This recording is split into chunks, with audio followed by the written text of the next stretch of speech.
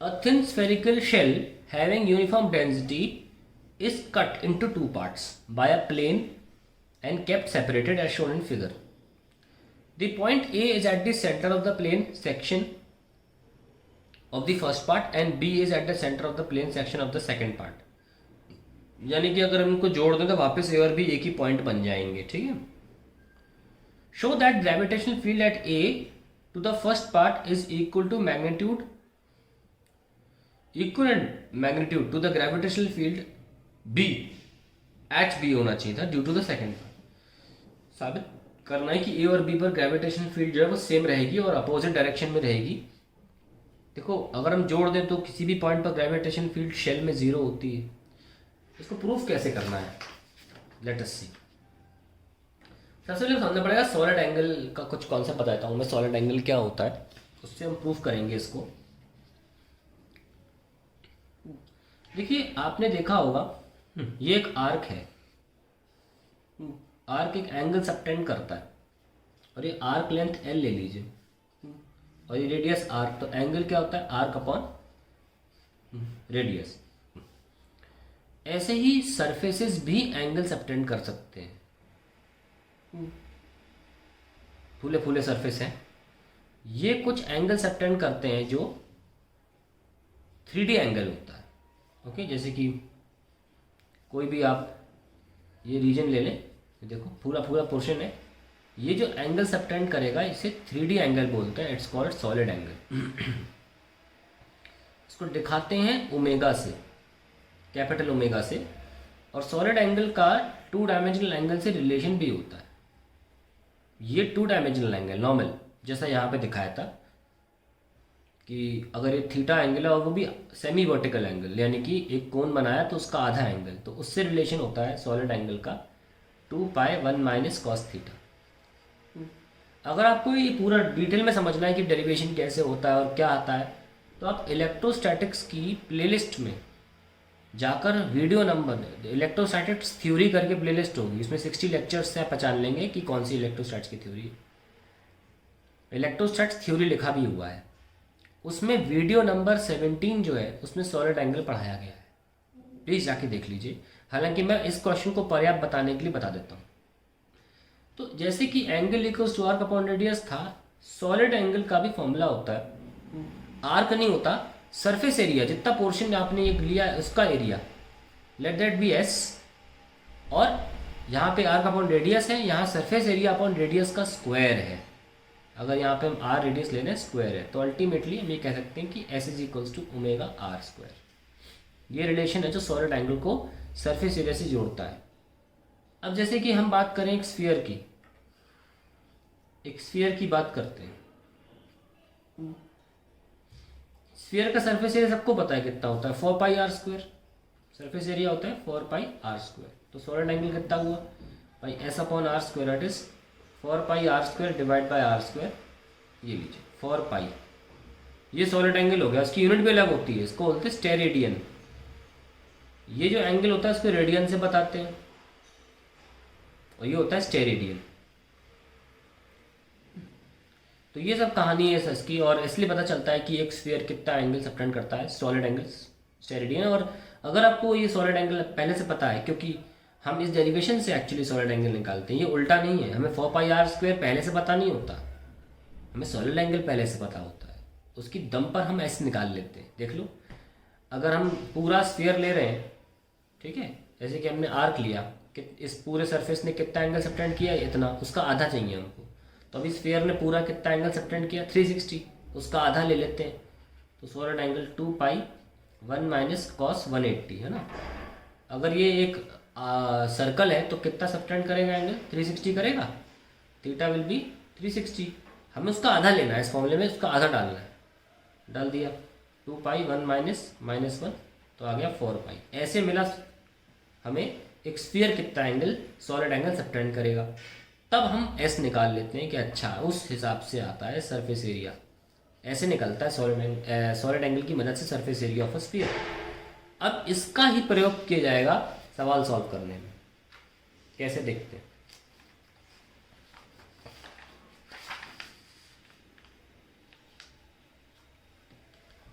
तो भाई मान लीजिए हमारा जो स्फीयर दिया था उसको बिना काटे हम बना लेते हैं। मान लेते हैं यहीं से काटा था, तो ये पॉइंट ए है, यहीं पॉइंट बी है। हम एक छोटा सा सरफेस पोर्शन ले लेते हैं, ठीक है। ये लीजिए, बहुत छोटा सा, हम बड़ा दिखा रहे हैं हालांकि डिफरेंशियल है, ओके, छोटा सा। तो ये जो एंगल होगा ये होगा D solid angle, D omega, और वर्टिकली अपोजिट के हिसाब से ये एंगल भी डी ओमेगा होगा। हालांकि ये जो एरियाज हैं ये अलग हैं, ये सरफेस एरिया अलग है DS1, ये सरफेस एरिया अलग है DS2, हालांकि जो एंगल सबटेंड किए जा रहे हैं वो सेम है। Now let dm1 be the mass of portion having surface area DS1, ठीक है।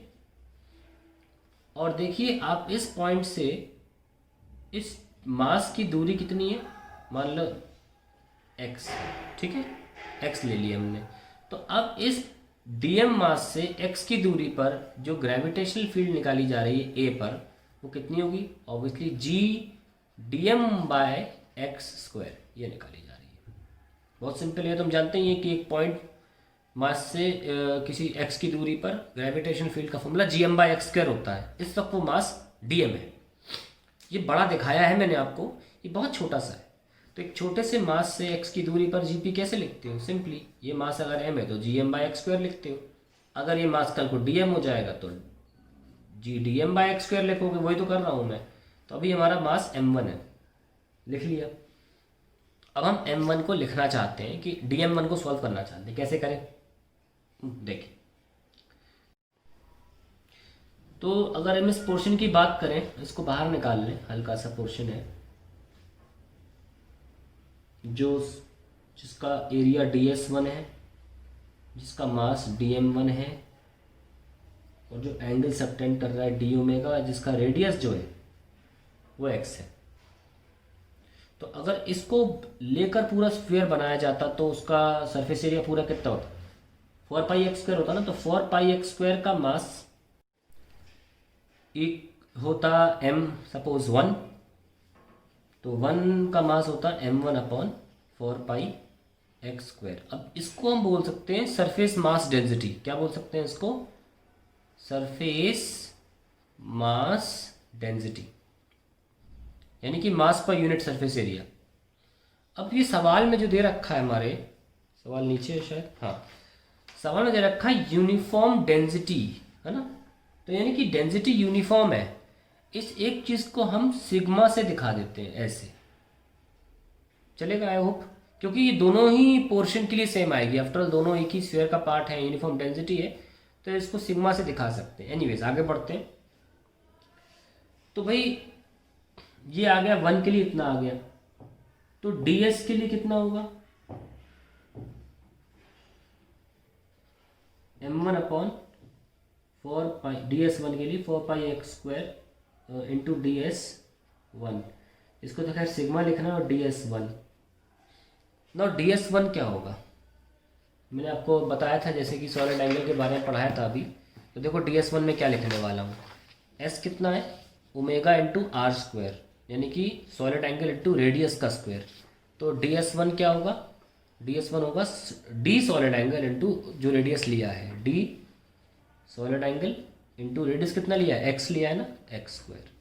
तो ये आपका फाइनल एक्सप्रेशन होगा sigma x² d omega. That will be the replacement of dm1। So let's right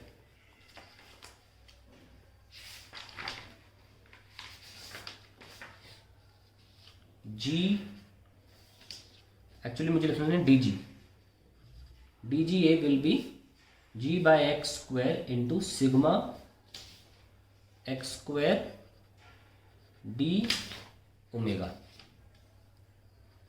तो x के x cancel and we are left with sigma g d omega as the gravitational field due to the part ds1। अब similarly हम ds2 के लिए निकाल लेते हैं। Let dm2 be the mass of portion having surface area ds2। तो इसके लिए आएगा ये इस वाले के लिए b पॉइंट होगा, इस वाले के लिए a पॉइंट था। So we can write dgb is equals to g dm2 divided by, ध्यान से देखना, अब अगर मैं इस पूरे कॉर्ड की लेंथ l मान लूँ तो इतना पोर्शन क्या हो जाएगा, l माइनस एक्स चलेगा, क्योंकि मैंने इतना को x लिया है ना। So I can write l minus x का स्क्वायर, दैट्स इट। अब हम dm2 निकालना चाहते हैं, वेरी सिंपल। फॉर पाई, अगर मैं इसको कंटिन्यू करता, जैसे कि मैं लिख देता हूँ यहाँ पे, ये l माइनस एक्स है ना, तो for pi l minus x के स्क्वायर का मास अगर m2 है तो 1 का कितना होगा, m2 upon for pi l minus x का स्क्वायर। अब देखिए ये इतने पोर्शन का मास पूछा जा रहा है यहाँ पर, हमसे बोला गया है स्फीयर यूनिफॉर्म डेंसिटी का है, तो इसको भी सिग्मा लिखा जा सकता है। यूनिफॉर्म डेंसिटी है इसलिए बोल रहा हूँ। चलिए आ गया, तो फिर ds2 का कितना होगा, सिग्मा ds2, जैसे कि यहाँ लिखवाया था सिग्मा ds1। अब ds2 कैसे लिखेंगे, ds2 d ओमेगा, इसने भी तो डी ओमेगा एंगल सबटेंड किया है, इनटू रेडियस का स्क्वायर l माइनस एक्स का स्क्वायर। ये आ गया, dm2 की वैल्यू आ गई। आइए यहाँ रख देते हैं, g by l minus x square into sigma D omega l minus x का स्क्वायर। ये लो कैंसिल हो गया, क्या आया, सिग्मा जी डी ओमेगा। हमने देखा कि ये दोनों सेम आ रहे हैं, sigma G D omega, sigma G D omega, ये तो सेम आ गए। इससे कंक्लूजन ये निकलता है कि एक स्फीयर का कहीं भी पॉइंट ले लोगे, कहीं पर भी पॉइंट ले लोगे आप, यहाँ पर इस पार्ट की वजह से, इस और इस पार्ट की वजह से जो आंसर है वो नेट ज़ीरो ही आएगा। जैसे कि अभी इस क्वेश्चन में मैं काट के दिया गया है, यहाँ पे इस पोर्शन को काट लिया, ठीक है। तो अगर हम अपनी, जैसे हम कोई भी ले सकते थे, इतना ले लें चाहे इतना ले लें, तो ऐसे मान लीजिए इतना पोर्शन ले लें, तो ये हमेशा ये वाला पोर्शन इस वाले पोर्शन की ग्रेविटेशनल फील्ड को कैंसिल करेगा ही करेगा। यही हमने यहाँ पे देखा। अगर हम इतना बड़ा पोर्शन ले सकते हैं तो हम फाइनली पूरा ये पोर्शन भी तो ले सकते हैं, है ना। अगर छोटा पोर्शन कैंसिल कर सकता है, ये पोर्शन इसको कैंसिल कर सकता है, बड़ा पोर्शन भी बड़ा को कैंसिल करेगा, तो फिर ये वाला पोर्शन भी तो इसको कैंसिल करेगा, है कि नहीं। हेंस ए पर जो ग्रेविटेशनल फील्ड है वही बी पर ग्रेविटेशनल फील्ड है। हमने साबित कर दिया, प्रूफ कर दिया बाय सॉलिड एंगल अप्रोच। ये देखिए, तो हम इस पर कंक्लूजन कैसे लिखें, कंक्लूजन हम इस पर ऐसे लिखेंगे that hence we prove that at any point inside the shell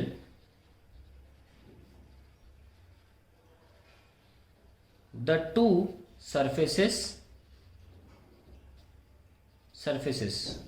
कौन कौन सरफेस, ये देखो, the two surfaces, है ना,